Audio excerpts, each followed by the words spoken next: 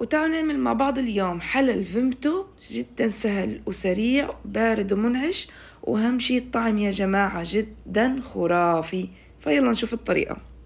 كوبين من كريمة الخفق السائلة بخفقها على سرعة عالية مدة 5 دقايق. أول ما يتماسك القوام رح أنزل مغلف جيلي بنكهة التوت، وبعدين برجع أخفقها كمان دقيقتين لتنمزج المكونات كلها مع بعض، وهيك قوام الكريمة رح يكون. خليها بالتلاجة. وللخطوة الثانية نص كوب مي مع معلقتين كبار من الفيمتو بخلطهم، وأي نوع بسكوت شاي متوفر عندكم بنغمسهم بالفيمتو.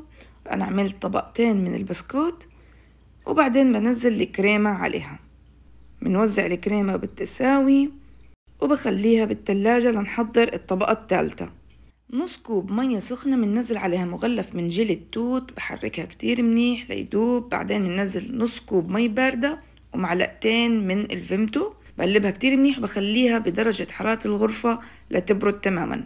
بعدين بصب طبقة الجيلي بهدوء شوي شوي عشان ما تختلط بطبقة الكريمة، وبدخلها على التلاجة لتبرد تماما من 4 ل5 ساعات. منزينها ومنقدمها ولا أطيب يا جماعة. أنا متأكدة إذا جربتوها رح تعجبكم، سهلة جدا وسريعة، وأهم شي الطعم جدا خرافي. وعليكم بالعافية.